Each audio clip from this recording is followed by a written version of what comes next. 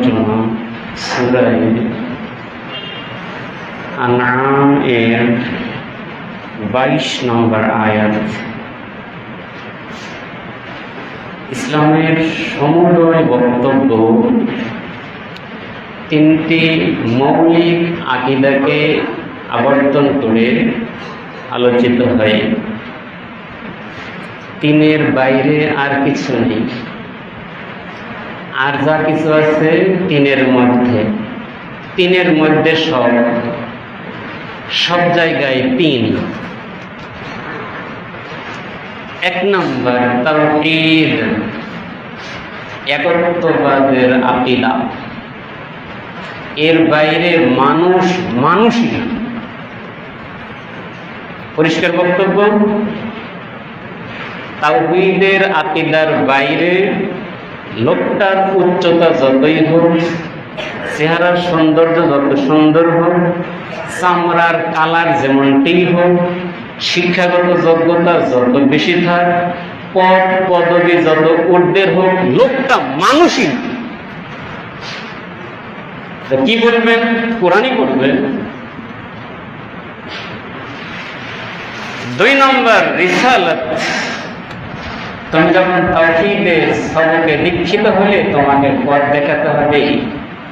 এই পথ দেখানোর জন্য পথ প্রদর্শকের প্রয়োজন হয়। তার মানে আমরা সবাই অন্ধ? নবীকেই বলা হয়েছে আপনি অন্ধ ছিলেন, আপনার পথ চলার কোনো উপায় ছিল না, আপনার সামনে আধার বিরাজ করছিল। আমি আল্লাহ তাআলা ওহীর মাধ্যমে আপনাকে পথ দেখানোর ব্যবস্থা করেছি।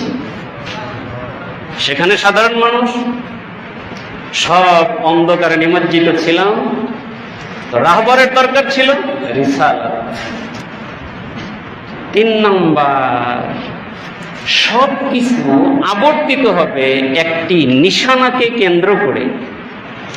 নিশানা ঠিক, রাজনীতি ঠিক, নিশানা ঠিক, অর্থনীতি ঠিক, নিশানা ঠিক, ব্যক্তি জীবন ঠিক, নিশানা ঠিক, পারিবারিক জীবন ঠিক, নিশানা ঠিক, রাষ্ট্রীয় জীবন ঠিক, নিশানা ঠিক, দর্শন ঠিক, নিশানা ঠিক, লেখা ঠিক, নিশানা ঠিক, বক্তব্য ঠিক, নিশানা ঠিক, আকীদা ঠিক, নিশানা ঠিক, 24 ঘন্টার জিন্দেগির সকল কর্ম ঠিক। এর নাম আখিরা বা আল বা'স বা'দাল মাউত। মৃত্যুর পর পুনরুত্থান মানুষের একটা টার্গেট, নিশানা। রাজনীতি করো, ধরা খায়ও না, তোমার নিশানা আছে। তুমি আল বা'স বা'দাল মাউতের বাইরে যেতে পারবে না। অর্থনীতি করো, নিশানা ঠিক করো, তোমার অর্থনীতি ওই নিশানায় গিয়ে ধরা না খায়। তোমার রাজনীতি ওই নিশানায় গিয়ে ধরা না খায়। তোমার ব্যক্তি জীবনের সকল কাজ ওই নিশানায় ধরা না খায়। তোমার লিখনী ওই নিশানায় গিয়ে ধরা না খায়। তোমার বক্তব্য, তোমার সবকিছু ওই নিশানায় গিয়ে ধরা না খায়। মৃত্যুর পর পুনরুত্থান। মানুষকে সোজা করার জন্য এই 3 নম্বর আকীদার নিশানা যথেষ্ট।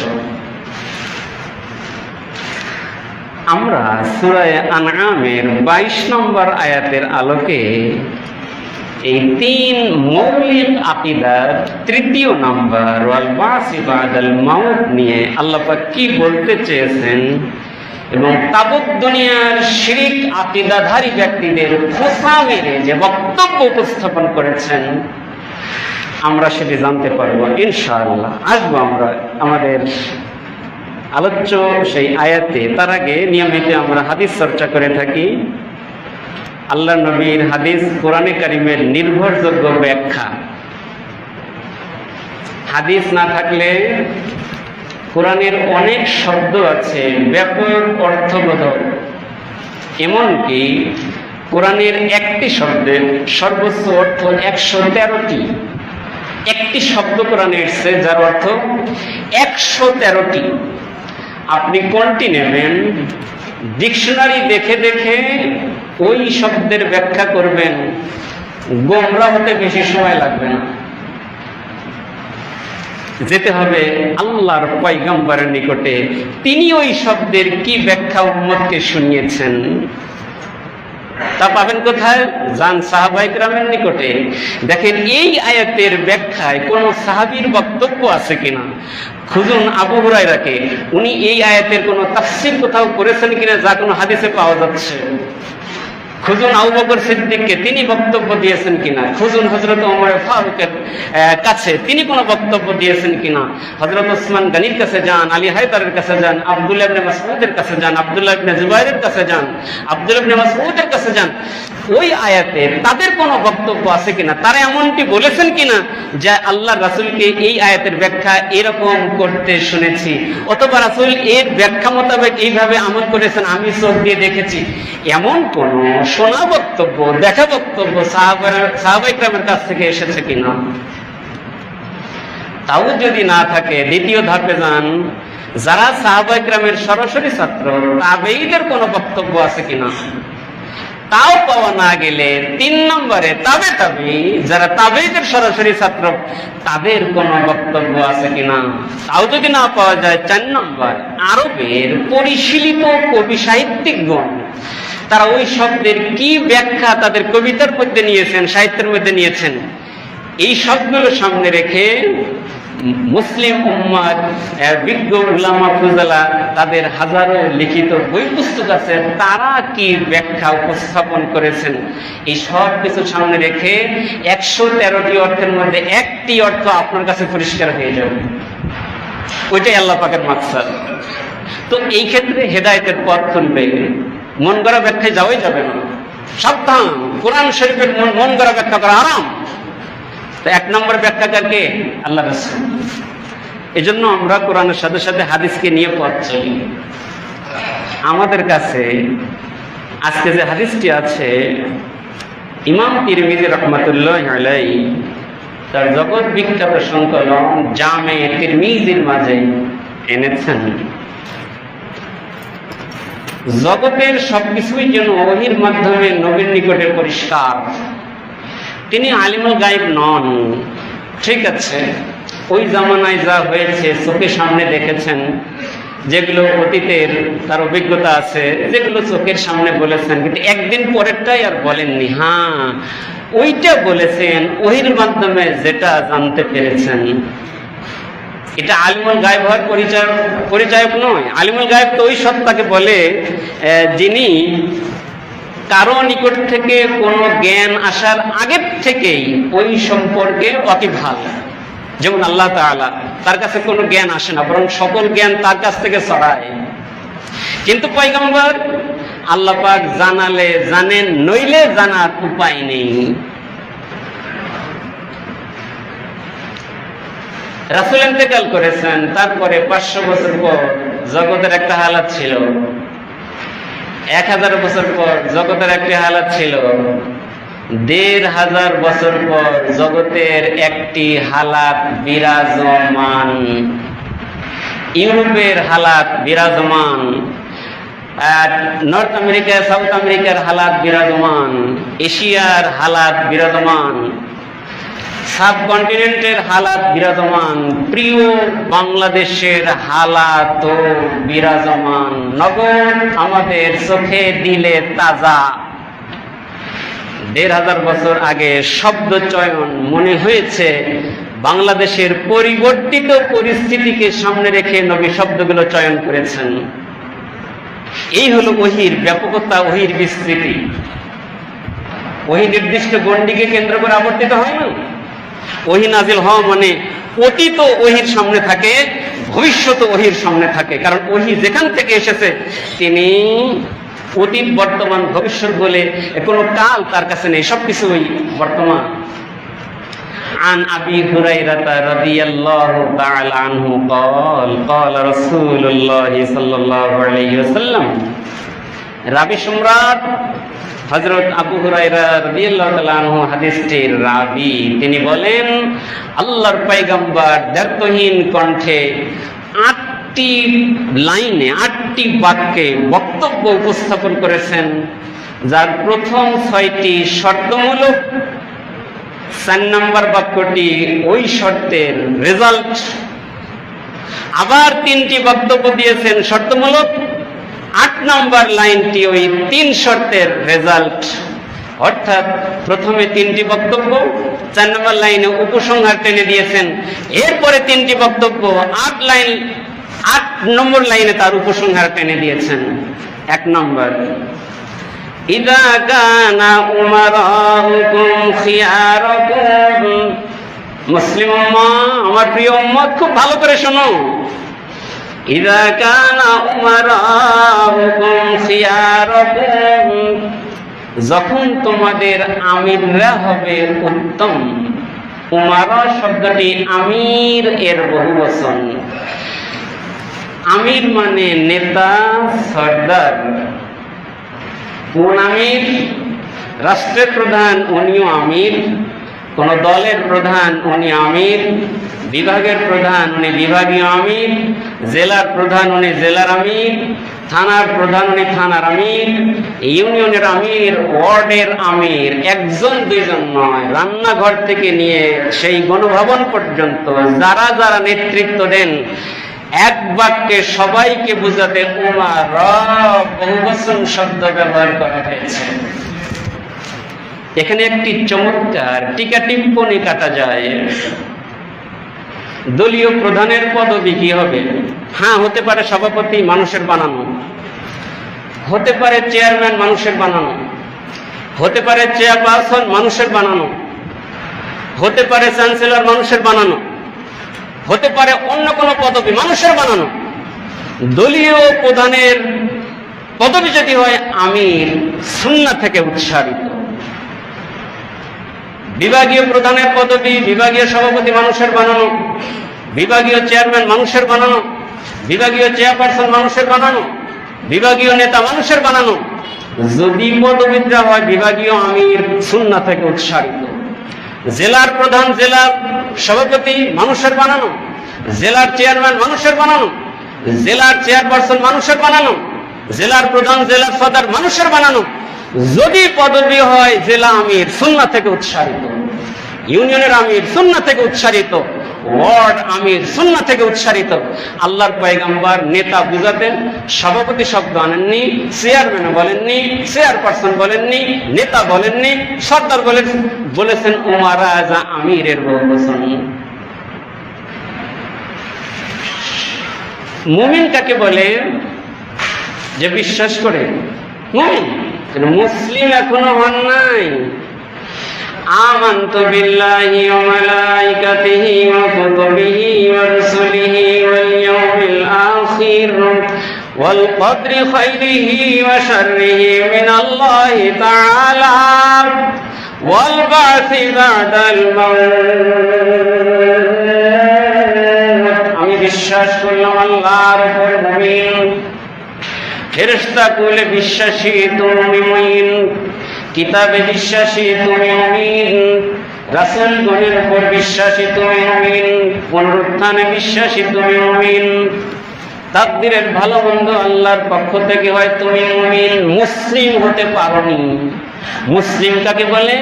বিশ্বাস করার পর যে অনুগত হয়, সমর্পিত হয়, নিজেকে সঁপে দেয়, যার উপরে বিশ্বাস করলো সেই সত্তাদায়ের উপর, তখন সে হয় মুসলিম। মুমিন এসেছে ঈমান থেকে, মুসলিম এসেছে ইসলাম থেকে। মুমিন বিশ্বাস করলো, বিশ্বাস করার পর লম্পট হতেই পারে, বিশ্বাস করার পর মিথ্যুক হতেই পারে, বিশ্বাস করার পরেও সিটার বাটপার হতেই পারে, বিশ্বাস করার পরেও চোর হতে পারে, বিশ্বাস করার পর গুন্ডা হতে পারে, বিশ্বাস করার পরে ধর্ষক হতে পারে, বিশ্বাস করার পরে লুচ্চা হতে পারে, বিশ্বাস করার পরেও জঘন্য পাপাচারী হতে পারে। এটা বিশ্বাসী। কিন্তু যে সমর্পিত হওয়া মানেই চুরি থেকে দূরে, সমর্পিত হওয়া মানেই গুন্ডামি থেকে দূরে, সমর্পিত হওয়া মানেই লুচ্চামি থেকে দূরে, সমর্পিত হওয়া মানেই নষ্টামি থেকে দূরে, সমর্পিত হওয়া মানেই দুর্নীতি থেকে দূরে, সমর্পিত হওয়া মানেই অর্থ পাচার থেকে দূরে, সমর্পিত মানেই মিথ্যাচার থেকে দূরে, সমর্পিত হওয়া মানেই সকল ধরনের পাপাচার, তোমাচার, যা আল্লাহ এবং তদি রাসূল পছন্দ করতেন না তা থেকে দূরে থাকা। সুতরাং মুমিনও হতে হবে, মুসলিমও হতে হবে। প্রথমে ঈমান আনতে হয়, এরপরে ঈমান মোতাবেক আমল করে পথ চলতে হয়, তাহলে মুমিনও বলা যাবে, মুসলিমও বলা যাবে। ইয়া আইয়ুহাল্লাযীনা আমানু উদখুলু ফিস সিলমি কাফা, সর্বতোভাবে ইসলামে প্রবেশ করো। তোমার দলীয় নামটাও ইসলাম মোতাবেক হোক, দলীয় নেতাদের পদবিও ইসলাম মোতাবেক হোক, সর্বতভাবে, সার্বিকভাবে, সর্বক্ষেত্রে ইসলামেই প্রবেশ করো, মন গড়া কিছুই রেখো না। ইযা কানা উমারাউকুম খিয়ারাকুম, যখন হন তোমাদের আমিররা উত্তম,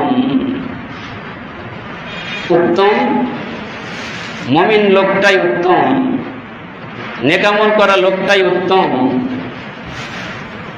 সত্য কথা বলা লোকটাই উত্তম, চিটারি বাটপারি করে না, ধোঁকাবাজি করে না জাতির সাথে, মানুষের সাথে, এই লোকটাই উত্তম, শিরিক কুফর বিদআত থেকে দূরে থাকে লোকটাই উত্তম। এক নম্বর, তোমাদের আমিররা যদি এরকম ভালো হয়। দুই, ওয়া আগনিয়াউকুম সামাহাকুম, আর তোমাদের ধনীরা যখন হয় উদার, দাতা, মন খুলে দান করে, সাইল হাত পাততে দেরি, দুটি টাকা হাতে দিতে দেরি করে না, তার সামর্থ্যের সবটুকু ঢেলে দিয়ে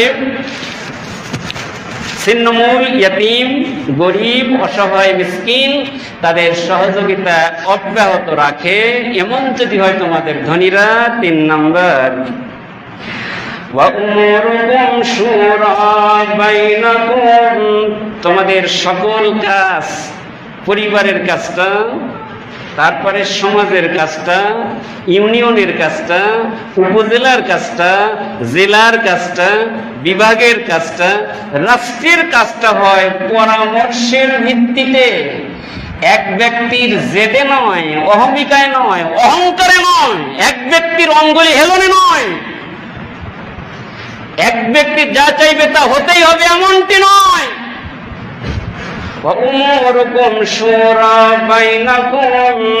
আর তোমাদের জাতীয় সমস্যা সমাধানে বিষয়টি হবে পরামর্শের ভিত্তিতে।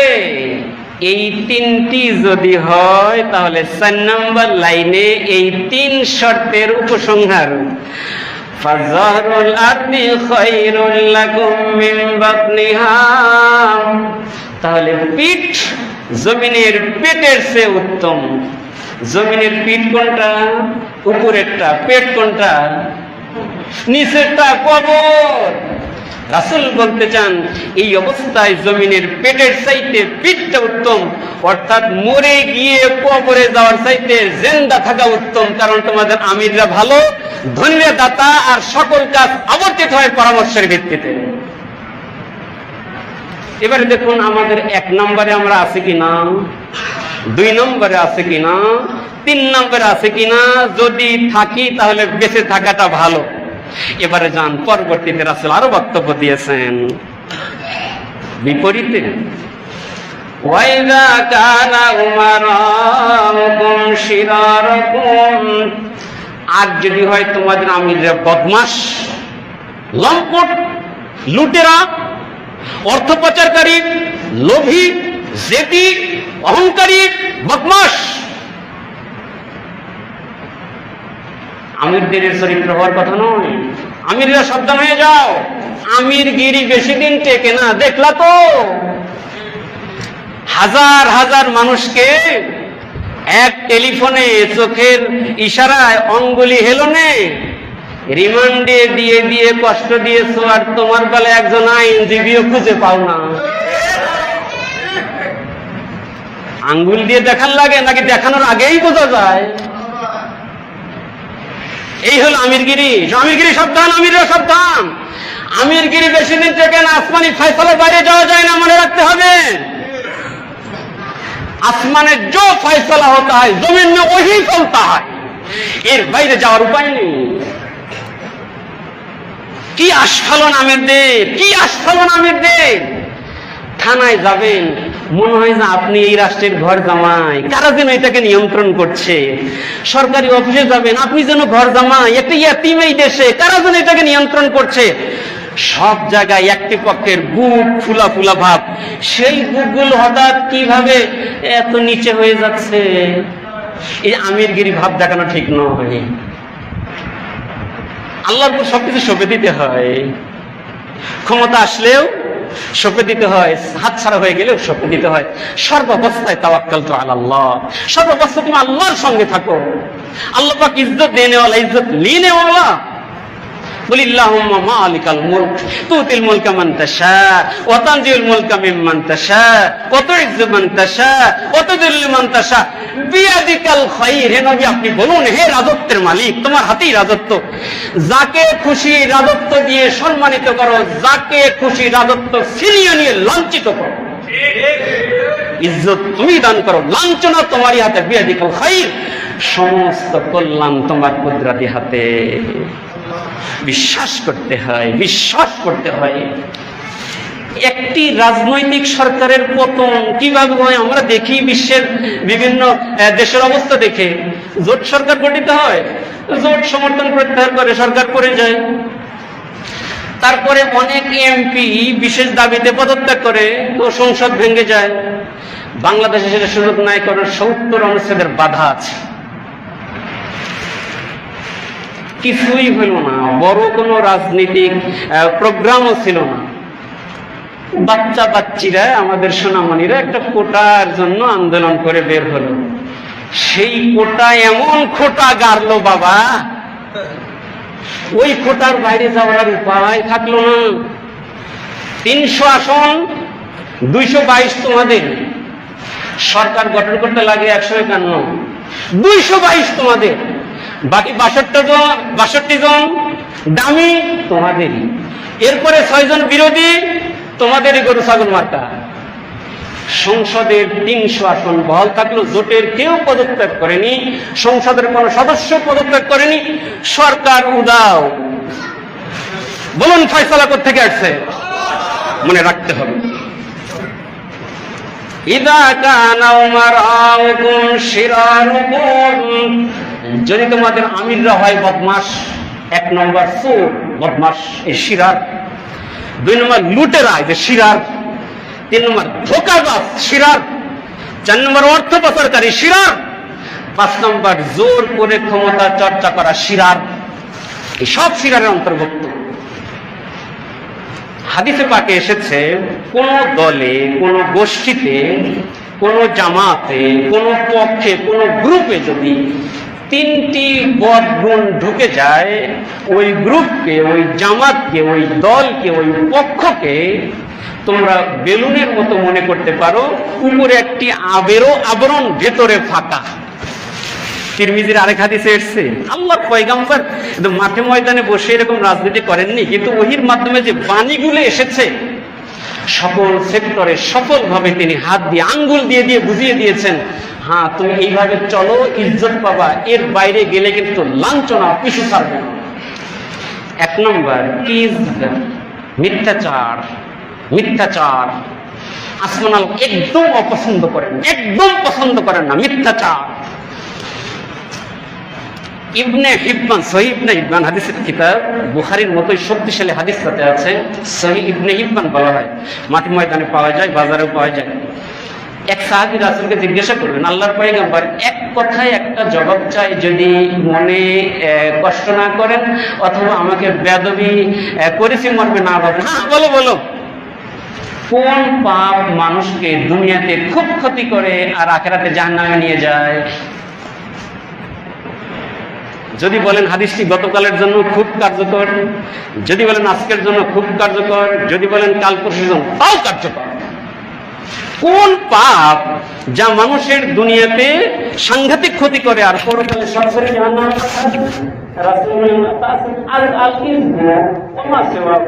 বলছেন মিথ্যে। স্যার এছাড়া কি মিথ্যে? মিথ্যে কথা যে লোকটা বলে, সে যেন বেলুনের মতো উপরে একটা আবরণ, ভেতরে ফাঁকা। এবারে দেখুন মিথ্যাচার হয় কিনা আমাদের দেশে। হেলিকপ্টার দিয়ে, সবকিছু তো বন্ধ ছিল, আমরা বেশি দেখতে পাই। এরপরেও যমুনা টিভির সুবাদে আরো কারো সতর্ক অবস্থানের কারণে হেলিকপ্টার থেকে একে 47 রাইফেল দিয়ে তাজা গোলা ছোড়া হচ্ছে। দেখা যাচ্ছে নিচে সরকার প্রধান বলছেন এই সন্ত্রাসীরা আগুন লাগিয়ে দিয়েছে, তো তাই হেলিকপ্টার দিয়ে পানি দিয়েছে। 1500 বছর আগে আল্লাহর পয়গম্বর বলেছেন মিথ্যাচার করবি তো দুনিয়াতে গজব পড়বে। এই যে মিথ্যাচারের গজব। 2013 সালে 14 সালে একটা নির্বাচন হলো, জনগণ চাইল তত্ত্বাবধায়ক সরকারের অধীনে নির্বাচন দেওয়া হোক, কিন্তু কালো মানিকের রায়ে 11 সালে তো সেটা শেষ হয়ে গেছে। সংবিধান অনুযায়ী নির্বাচন হবে, হলো তীব্র আন্দোলন। সরকারি তরফ থেকে বলা হলো সাংবিধানিক বাধ্যবাধকতা রক্ষার স্বার্থে একটি নির্বাচন হয়ে যাক, নির্বাচন পরে আমরা সকল দল বসে আবারও সামনে কি করা যায় দেখা যাবে। মানুষ স্বাভাবিকভাবে সাদা মনে কথাটি নিয়ে নিল। নির্বাচন হয়ে গেল, সরকার গঠন করেই মন্ত্রীরা নিজ নিজ জেলায় গিয়ে বলতে থাকলো নির্বাচন হয়ে গেছে, সরকার 5 বছর ক্ষমতায় থাকবে, একদিন আগেও ক্ষমতা ছাড়া হবে না। আগে বললা কি পরে করলা কি, মিথ্যাচার। আল্লাহ পাক পছন্দ করেন না। ফানুস বেলুন, ভেতরে কিচ্ছু নাই, ফাঁকা। 2 নম্বর ধোঁকাবাজি, মান গস্যা ফেলাইছে মিন্না। ধোঁকাবাজ, প্রতারক, চিটার, বাটপার আমার উম্মতের অন্তর্ভুক্ত নয়। আর রাসূল বললেন যার ভিতরে চিটারি থাকে, বাটপারি থাকে, ধোঁকাবাজি থাকে, বলা একটা করা একটা, উপরে ভাব একটা ভিতরে আরেকটা লালন করা, মনে করব বেলুন, শুধু উপরে লেভেল আছে, ভেতরে কিচ্ছু নাই। 18 সালের নির্বাচন, জনগণ ভোট দেবে জোহর রক্তে, মাশাআল্লাহ বরকতের সময় তাহাজ্জুদের রক্তেই ভোট হয়ে গেল। ধোঁকাবাজি, চিটারি, বাটপারি।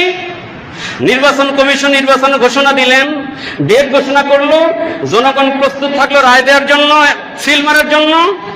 কিন্তু বেনজির মার্কা চোরদের সহযোগিতায় দিনের ভোট রাতে নিয়ে জাতির সঙ্গে জঘন্য প্রতারণার আশ্রয় নিলেন। তার মানে আপনি বেলুন।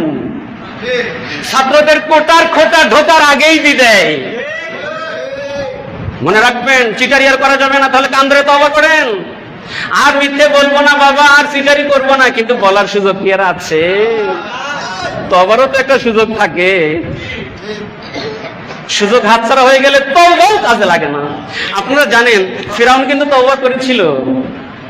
নাকানি সুবানি, বুদ্ধিমান না, এতদিন রাজত্ব চালাইছে, বুদ্ধিমান তো। যখন দেখছে ভেতরে 5 লিটার পানি ঢুকছে, আরো 5 লিটার ঢোকার অপেক্ষায়, বাঁচার তো উপায় নেই।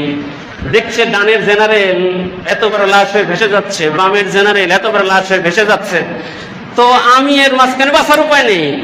আমানতু বিমা আমানাত বিহি বানু ইসরাইল, মুসার কওম বনি ইসরাইল যে রবের উপর ঈমান আনলো, আমিও ঈমান আনলাম।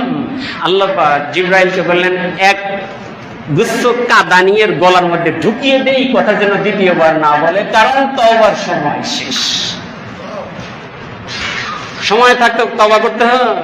আমিরগণ খুব সাবধান। আল্লাহর পয়গম্বরের এই হাদিসগুলো যদি রাষ্ট্র চর্চা করত, এরকম শত শত হাদিস আছে প্রধানমন্ত্রীকে সোজা করার জন্য, শত শত হাদিস আছে স্বরাষ্ট্রমন্ত্রীকে সোজা করার জন্য, শত শত হাদিস আছে পররাষ্ট্রমন্ত্রীকে সোজা করার জন্য, শত শত হাদিস আছে এনবিআর এর চেয়ারম্যানকে সোজা করার জন্য, শত শত হাদিস আছে বাংলাদেশ ব্যাংকের গভর্নরকে সোজা করার জন্য, শত শত হাদিস আছে নেতার পাতি নেতাকে সোজা করার জন্য। কিন্তু সিলেবাসের মধ্যে যে তা নাই, হাই কপাল আছে, হাট্টি মাটিম টিম তারা মাঠে পারে ডিম, তাদের বলুন কি ভয়ঙ্কর কবিতা। হাট্টি মাটিম টিম তারা মাঠের পারে ডিম, তাদের খাড়া দুটি শিং। আমরা জানি যে সমস্ত প্রাণী ডিম পারে ওদের শিং হয় না, আর যাদের শিং হয় তারা ডিম পারে না। গরুর শিং আছে ডিম পারে না, মুরগি ডিম পারে তাই শিং হয় না। কিন্তু কবিতা হাট্টি মাটিম টিম তারা মাঠে পারে ডিম, তাদের খাড়া দুটি শিং। ডিমও পড়ে, সিংহ আছে। এই হলো আমাদের সিলেবাস। তো বেনজির তৈরি হবে নাকি আবু বকর সিদ্দিক তৈরি হবে? সিলেবাস বদলাও। এই সিলেবাস বঙ্গোপসাগরে নিক্ষেপ করো। তাওহীদের আলোচনা থাকে, রিসালাতের আলোচনা থাকে, ওয়াল বাসি বাদাল মাউত, পুনরুত্থানের আকীদা কলিজার মধ্যে তাজা করে দেয় এমন সিলেবাস তৈরি করো।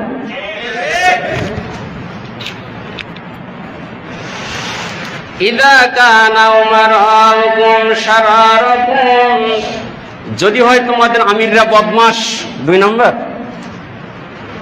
ওয়া আগনিয়াকুম বুখালাকুম, তোমাদের আমিররা হয় বখিল।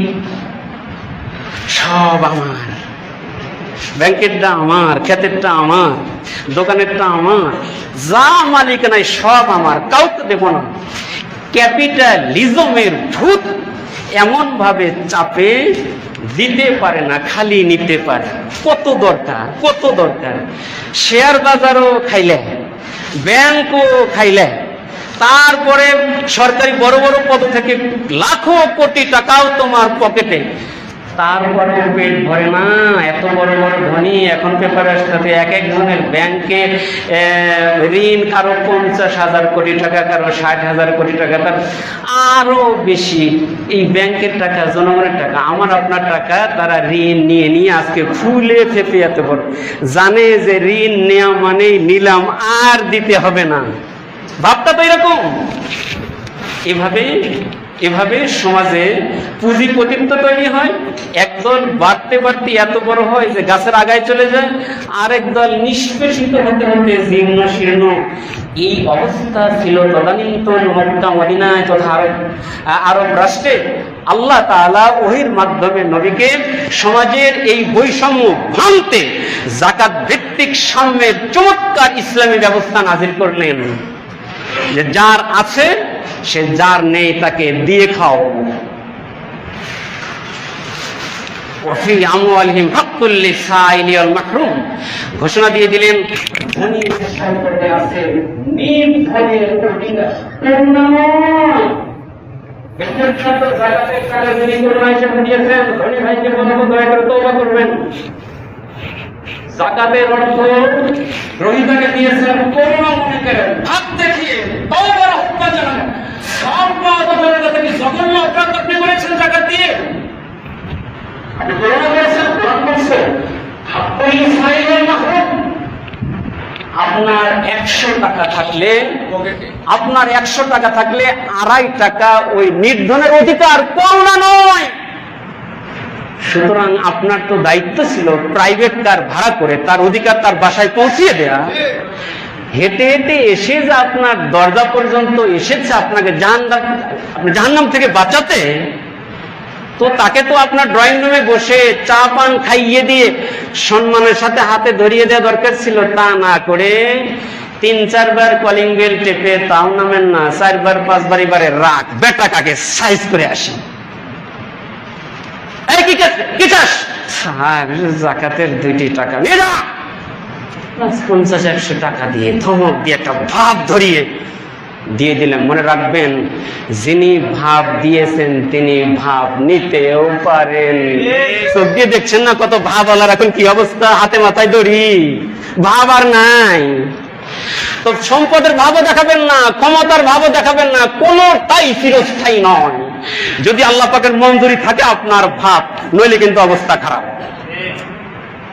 2 নম্বর, আগনিয়াকুম সামাহাকুম, তোমাদের ধনীরা হয় বুখালাকুম, তোমাদের ধনীরা যদি হয় বখিল কৃপণ। 3 নম্বর, ওয়া উমুরুকুম ইলা নিসাইকুম, সারালিক মত এমনি আসে নাই, কানের মধ্যে যেন ঢোকে, এই জন্য। ওয়া উমুরুকুম ইলা নিসাইকুম, আর তোমাদের জাতীয় সমস্যা সমাধানের দায়িত্ব অর্পিত হয় কোন নারীর হাতে। ফাবাতনুল আরদি খায়রুল লাকুম মিন যাহরিহা, তাহলে জমিনের পেট পিঠের চেয়ে উত্তম, বাঁচার চেয়ে মরে যাওয়াই উত্তম। কখন এই কথা বললেন? আমিররা যদি হয় বদমাশ, ধনীরা যদি হয় বখিল, আর জাতীয় সমস্যা তথা জাতীয় নেতৃত্ব, রাষ্ট্র ক্ষমতা পুরুষের হাতে শোভনীয়, তার পরিবর্তে যদি নারীর হাতে তোমরাই সিল মেরে পাঠিয়ে দাও, দায় তোমাদের। মনে রাখবা, এই দায়ের ভাগীদার হয়ে যাকে সিল মেরেছ, যারা সিল মেরেছ, সবার জন্য নবীর বক্তব্য, বাতনুল আরদি খায়রুল লাকুম মিন যারিহা, জমিনের নিচেরটা উপরের চেয়ে উত্তম, বাঁচার চেয়ে মরাই উত্তম। বাইছো না, মরে যাও। কারণ তোমার আমিররা বদমাশ, ধনীরা বখিল, আর জাতীয় সমস্যা সমাধানের দায়িত্ব ছেড়ে দিয়েছ নারীর হাতে। কেন পুরুষ নয়? লক্ষাধিক পয়গম্বর কেউ নারী হয়ে আসলেন না? এই মঞ্চটা কোনো নারীর জন্য হারাম। ইমামতি খতিবি কোনো নারীর জন্য জায়েজ নাই, পুরুষ দায়িত্ব পালন করবে। কোন পয়গম্বর নারী হয়ে আসলেন না, কোন ইমাম নারী হয়ে আসলেন না, কোন মুয়াজ্জিন নারী হয়ে আসলেন না। আর এগুলোর চেয়ে বড় দায়িত্ব রাষ্ট্রের প্রধান আসনে নারীকে উঠিয়ে দিয়েছে। আর কি সুন্দর শব্দ, নারীর ক্ষমতায়ন, শব্দই জায়েজ নাই। নারীর ক্ষমতায়ন নয়, বরাবর বলতে পারেন নারীর সমতায়ন। কোন ক্ষেত্রে যদি তাদের ব্যাপারে আইন কানুনের ফাঁকফোকর গলিয়ে তারা ঠকেন, তাদের প্রতি বৈষম্যের কোনো আচরণ করা হয়, তাহলে একটা কিছু হতে পারে।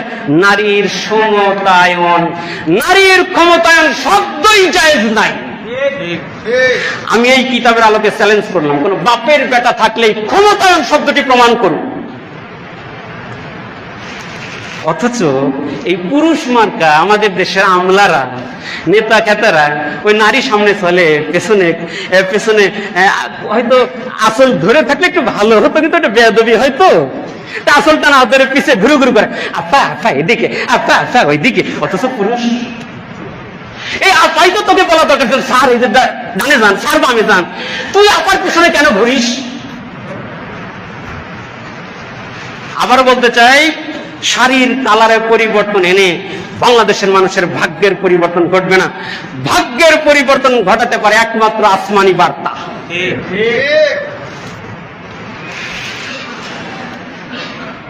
বাস, হাদিসের বক্তব্য সুন্দর। তাহলে চলুন একটু কালামে পাকের আলোচনায় যাই।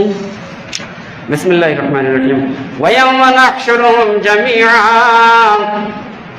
তিন আকীদা, তাওহীদ, একত্ববাদ।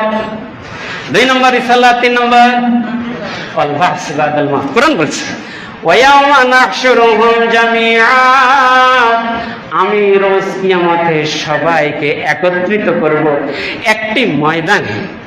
হাসর শব্দের অর্থ একত্র করা।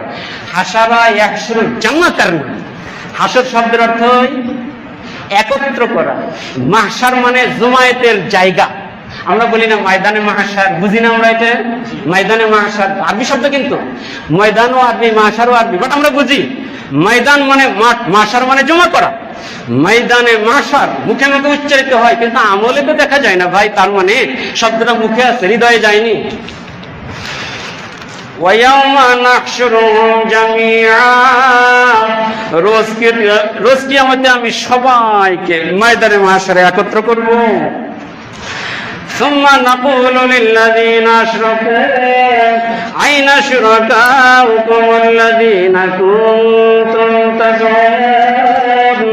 অতঃপর মুশরিক শ্রেণী ওদেরকে বলবো, এই শিরককারী তারা, এই শিরককারী তারা, ওই শিরককারী তারা, সব মুশরিককে বলবো আইনা শুরাকাউকুম, তোদের সেই শরীকরা কোথায়? আল্লাযিনা কুনতুম তাজউমুন, যাদেরকে তোমরা কিছু ভাবতে যে এদের কিছু ক্ষমতা আছে। কারো কাছে বিদ্যা আছে, কারো কাছে সম্পদ আছে, কারো কাছে হায়াতের ক্ষমতা, কারো কাছে মউতের ক্ষমতা, কারো কাছে বালা মুসিবত দূর করার ক্ষমতা। দুর্গতি নাশিনী, দুর্গতি দেনও আল্লাহ তাআলা, দুর্গতি নেনও কই? সেই দুর্গতি নাশিনী তো আছেই, তুমি দেশ ছাড়লা কেন? তোমার দুর্গতি নাশ করতে পারলো না? কি জঘন্য আকীদা! পত্র পত্রিকার বক্তব্য আমি যদি ভুল না করি, প্রতি বছর মা দুর্গা গজে আসে, আবার অশ্বে আসে। যে বছর গজে আসে সে বছর নাকি ধান ভালো হয়। এবছর মা দুর্গা গজে চড়ে এসেছেন, তাই বাংলাদেশে ধান বেশি ফলেছে। ধান বেশি কে দেন? ধানের চিটা হলে কে দেন? কোরআনে কি বক্তব্য? আফারাআইতুম মা তাহরুসুন আনতুম তাজরাউনাহু আম নাহনু যারিউন, তোমরা কি এই যে আবাদ করো, ফসল ফলাও, বীজ জমিনে দাও, এটার প্রতি লক্ষ্য করো না? আনতুম তাজরাউনাহু আম নাহনু যারিউন, এগুলোর উৎপাদন তোমরা করো না, আমি করি। কোরআন এরপরে বলছে লাউ নাশাউ লাজআলনাহু হুতামা, হাই হাই, আমি মক্কা শরীফের ইমাম সাহেবকে এইটাতে কয়বার রিপিট করতে শুনলাম, উনি বারবার পড়ছেন আর কাঁদছেন, বারবার পড়ছেন আর কাঁদছেন। লাউ নাশাউ লাজআলনাহু হুতামা, যে বীজটা তুমি জমিনে দিছো একটা বীজ, 3টা ধান গাছ, 4টা ধান গাছ, 5টা ধান গাছ বের হয়েছে, প্রত্যেকটা ধানের মাথায় যে শীষ, তাতে 100-150 ধান। জমিনে দিয়েছিল একটা, গজালো 5টা গাছ, প্রত্যেকটার মাথায় 100 থেকে 150 ধান। এক ধানের বিপরীতে তোমাকে দিলাম আমি 700-800 ধান। কোরআন বলছে লাউ নাশাউ লাজআলনাহু হুতামা, আমি চাইলে প্রত্যেকটা ধানের ভেতরে চাউল বের করে দিয়ে সিটায় পরিণত করতে পারতাম। ফাযালতুম তাফাক্কাহুন, তুমি ফসল শূন্য হয়ে পড়তে। ইন্না লামুগরামুন, হায় এত টাকা খরচ করে আবাদ করলাম, আমি তো ঋণী হয়ে গেলাম। বাল নাহনু মাহরুমুন, হায় আমি বঞ্চিত। এই কোরআনের সুস্পষ্ট বক্তব্য থাকা সত্ত্বেও মানবতার নেত্রী, মানবতার মা কি করে বললেন মা দুর্গা গজে এসেছে, তাই এবার ধান ভালো হয়েছে? এটা তো মুশরিক আকীদা, কোন মুমিনের আকীদা হতেই পারে না। হ্যাঁ, তাহলে তাই হয়েছে। মান তাশাব্বাহা বিকওমিন ফাহুয়া মিনহুম, যার সাথে যার মহব্বত তার সাথে তার কিয়ামত। হাদিসের তরজমা, যার সাথে যার মহব্বত তার সাথে তার কিয়ামত। তা আপনি যেহেতু মা দুর্গা মার্কা, তাই বুঝি শেষ পর্যন্ত দুর্গাওয়ালাদের কাছে গিয়েই আশ্রয় নিলেন। আল্লাহ পাক হেফাজত করবেন। সহি আকীদা লালন করতে হয়, কোরআনের সিলেবাস কলিজার মধ্যে থাকতে হয়, তাহলে ভালো কথা বলা যায়। চোখও ভালো দেখে, কানও ভালো শুনে, মুখও ভালো বলতে পারে। কোরআনের বাইরে মন গড়া আকীদা হাট্টিমাটিক টিমার্কা পড়বেন তো কি থেকে কি বলবেন নিজে টের পাবেন না। কোনটা ইমানি কালাম, কোনটা কুফরি কালাম, এই ভোট পাওয়ার জন্য মা দুর্গার প্রশংসা দেখেন আপনার জন্য কি হিতে বিপরীত হয়ে গেল। আল্লাহ পাককে যদি রাজি আর খুশি না করে মাখলুককে আপনি রাজি খুশি করান, আর মাখলুককে রাজি খুশি করতে গিয়ে খালেক খেপে যায়, তো পৃথিবীর কোন শক্তিধর শাসকের ক্ষমতায় থাকার সুযোগ মেলেনি। গতকালও নয়, আজও নয়, কালকেও মিলবে না। আল্লাহ পাক আমাদের হেফাজত করুন, সহি আকীদা লালন করি ইনশাআল্লাহ।